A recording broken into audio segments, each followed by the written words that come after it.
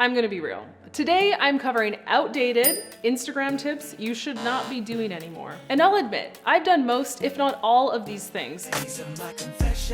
So I speak from experience when I share what you shouldn't be doing and what actually works today when it comes to using Instagram for your small business. It's no longer 2016, folks, so out with the old and in with what's actually working today. My name is Elise Dharma, and I'm an elder millennial here to bridge the gap for you between the pre-internet world, the corporate world, and today's digital marketing world. And today we're talking outdated Instagram strategies you can drop. Drop it like it's hot. The first outdated Instagram tip is putting your hashtags in the first comment of your post. Now, I'll admit I've done this for years, but today we have a small hint from Instagram that we shouldn't do it anymore. For our post to get its best shot at getting seen through hashtags, we should really be putting them in the caption. Now, we haven't been told explicitly from Instagram that by putting them in the first comment, they're not going to help your post, but we have got an update from Adam Mosseri. And in this update, he highlights to put your hashtags in the caption. The second outdated Instagram tip, and this one might cause a little controversy,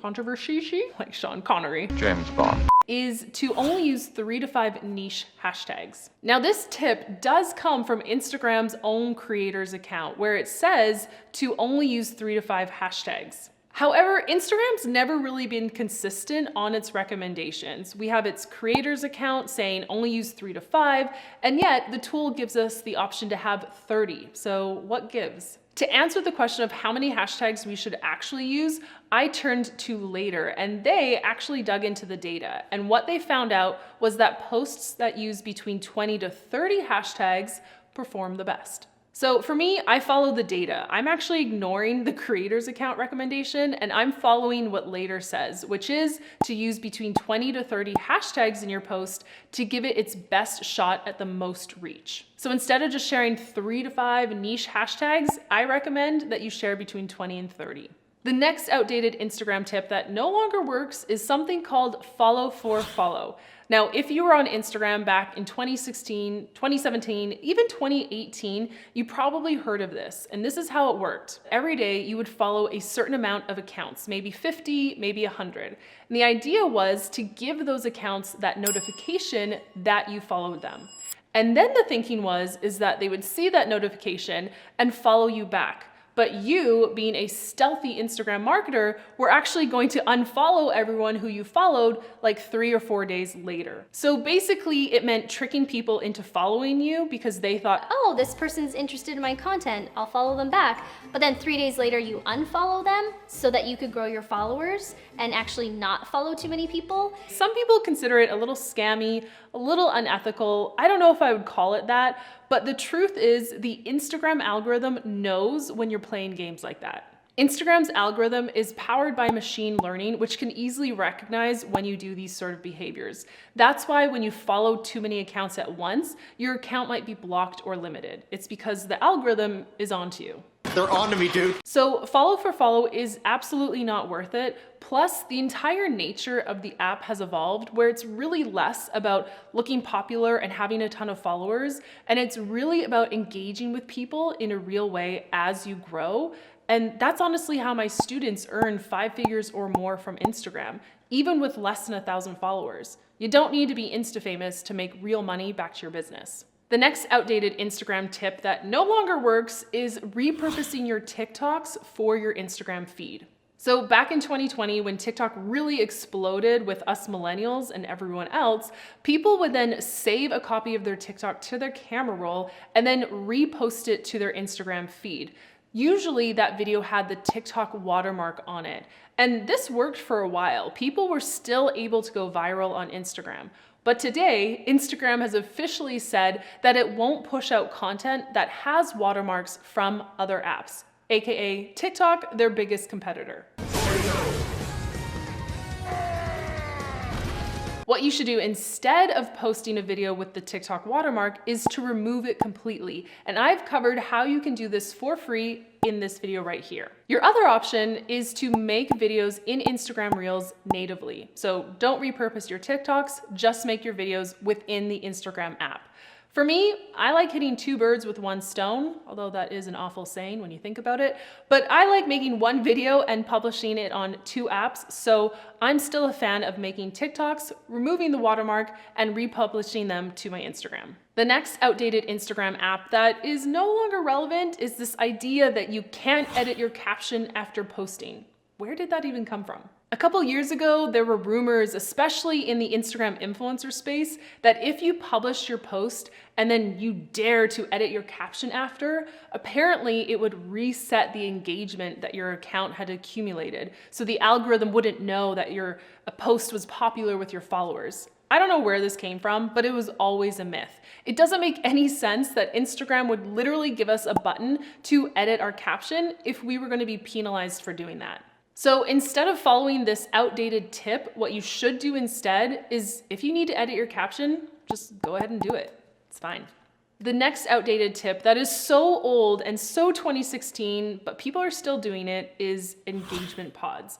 I have been in an engagement pod. In fact, that's how I was growing in 2016. Now, if you're not familiar with what this is, what an engagement pod is an agreement between accounts. It could be 10, even 20 accounts. It's an agreement for all the accounts to come together and consistently give engagement or feedback on each other's posts. Those in favor?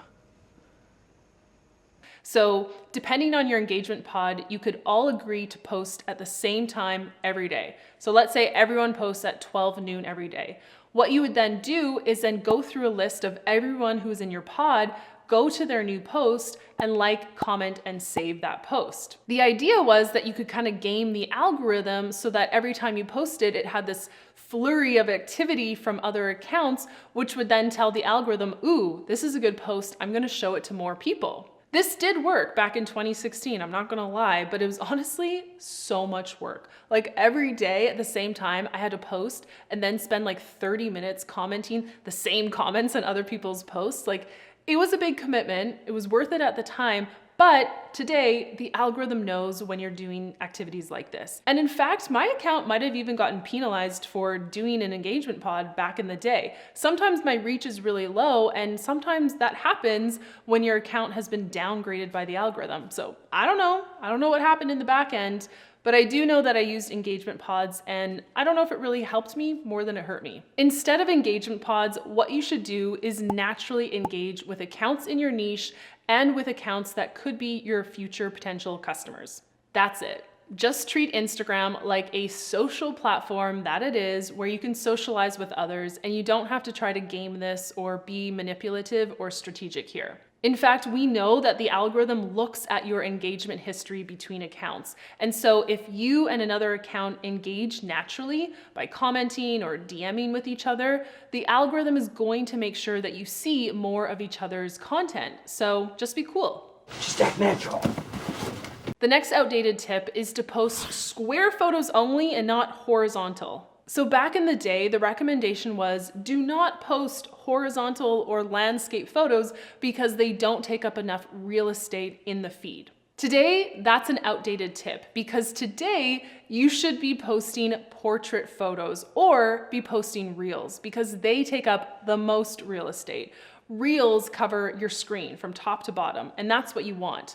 If you're posting a photo or a carousel post, try not to make it square, but try to make it tall or portrait. So that's 1080 by 1350. What this means is it's going to take up more space in someone's feed and therefore has a higher chance of being checked out. The next outdated tip is to choose a personal account setting for your account and not a business account so that your reach isn't limited. I'm guilty of doing this one myself. For many years, I kept my Instagram as a personal account because I didn't want it to be labeled as a business account and therefore downgraded in its organic reach. The reason why this was a prevalent thought was because this is what happened on Facebook. Facebook pages used to get a lot of reach, and then when they got categorized as business pages, their reach went down. So the thinking is that the same thing would happen with your Instagram accounts. Since then, I've changed my whole stance on this, and here's what you should do instead. Don't be a personal account, don't be a business account, choose the creator account option. I've done an entire video on this exact topic for Instagram and Reels. You can check it out right here. But another pro tip of choosing a creator account is by doing so, you're gonna get access to the entire music library. You wouldn't have access to the full library as a business account. And that's because of music copyright issues. You can't technically use Whitney Houston's song if you're a business, because you would actually have to pay her for the rights to do that.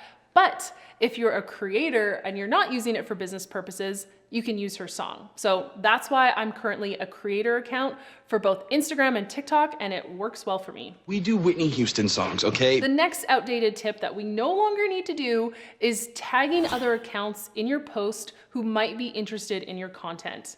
I don't know how many posts I've been tagged in that have nothing to do with me and my business, but people are looking for that added visibility, that extra reach by tagging me in their posts. In fact, one of my students recently asked me this question and was wondering, is it still cool to tag people in posts?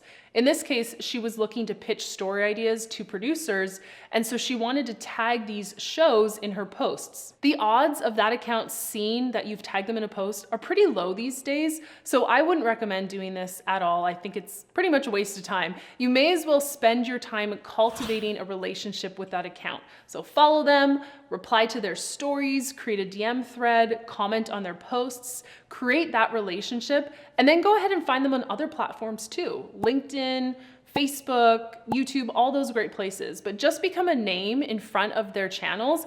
And then when you email them your pitch, for example, they might recognize you and you already have that relationship established. It's just a better way to go about it than randomly tagging people in your posts. So now that I've aired out my dirty laundry and you know all the mistakes I've made, continue to learn from my mistakes by checking out this next video right here, where I cover my Instagram reel mistakes specifically. I'll see you there.